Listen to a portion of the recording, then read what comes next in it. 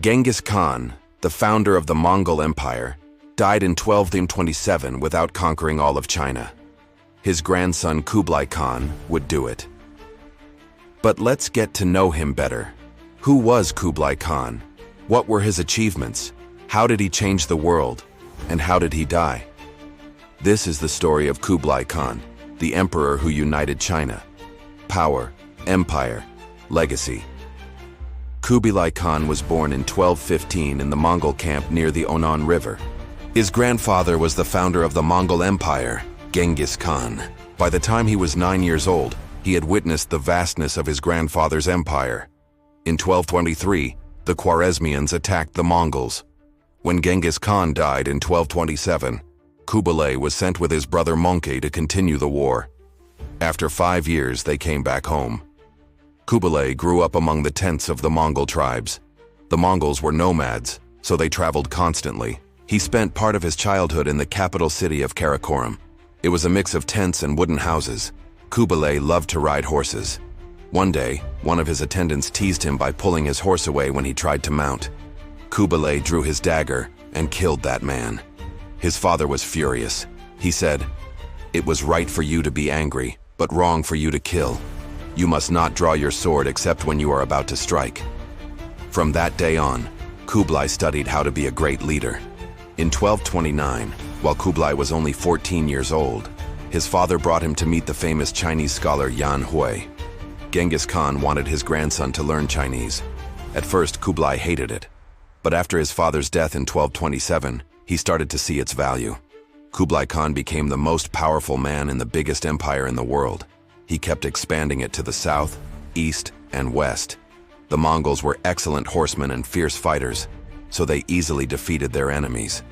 In 1231, Kublai Khan went on a pilgrimage to the mausoleum of his grandfather. He also visited the capital of the Yuan Dynasty, where he held negotiations with the emperor. After that, he went back to Mongolia. There, he began to put together a navy. With this, he cut off the supplies of the Song Dynasty and began to conquer the north of China. In 1235, he became the governor of northern China.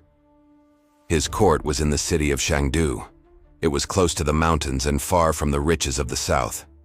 Many civil servants from the Song Dynasty refused to work there. Kublai was forced to hire former enemies. He paid them well and gave them important jobs. Later on, many of them became rich. In 1241, Kublai's older brother Guyuk Khan took the title of the Great Khan. According to tradition, the eldest son of Genghis Khan should have received the title. But he was busy fighting the Khwarezmians. When Guyuk died 4 years later, everyone thought that Kublai would become the new Great Khan. But it was a mistake. Their cousin Monk went to the capital city of Karakoram. He gathered the tribal leaders and declared himself the Great Khan. Now there was a civil war in the Mongol Empire. Kublai had the support of China and the upper class, while Arghib Akhtid had the support of the army. After 6 years of war, Kublai won. In 1260, he proclaimed himself the Great Khan. Finally, the title was not because of his family, it was because of what he had achieved. Kublai set his capital in the city of Khanbalik, which today is Beijing. He changed its name to Dadu. It meant the Great City. Kublai didn't like living in a tent. His palace in Dadu was huge. Its walls were 10 meters high and surrounded by a wide moat. Many Chinese people served in Kublai Khan's government. They taught him how to collect taxes, build roads, and maintain order. Sometimes they did it better than the Mongols. For example, agriculture was in the hands of Chinese experts. Kublai Khan's empire was mostly rural. There were lots of rivers there. He dug canals to water the fields and made sure there was enough grain for everyone.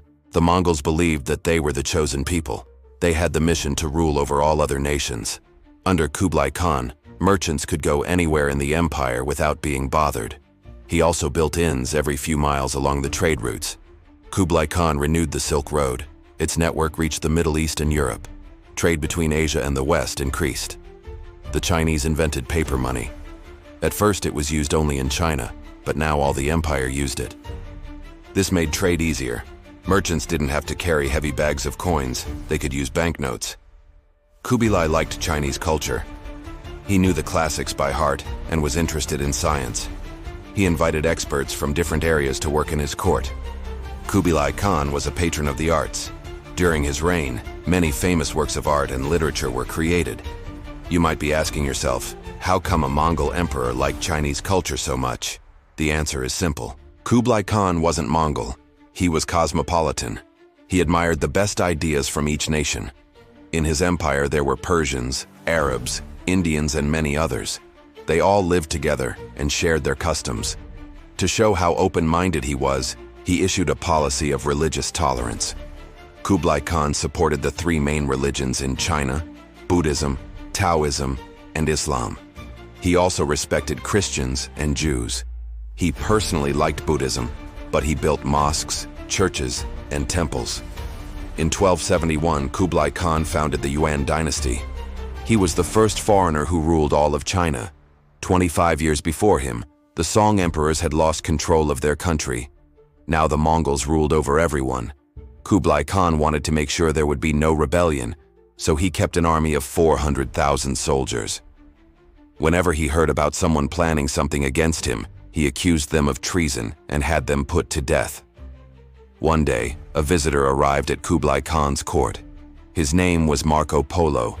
He was an Italian merchant and explorer. He stayed in the empire for 2 years and then returned to Europe. There, he wrote about everything he had seen. Because of his stories, many Europeans learned about the wonders of the East. Meanwhile, Kublai Khan continued to conquer neighboring countries. In 1279, his general Saide Bali conquered the last independent state in southern China, the Southern Song.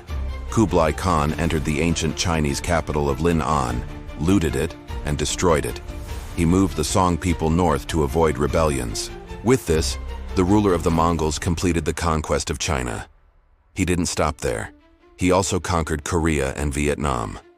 Kublai sent his fleet to invade Japan. In 1274, they landed on the island of Hakata. The Japanese fought back. The Mongols retreated and never came back. Although Kublai Khan wanted to invade Japan again, his grandson would do it in 1281. Both attempts failed. The Mongols did not have a strong navy. The climate was cold, and their ships were not protected from the waves.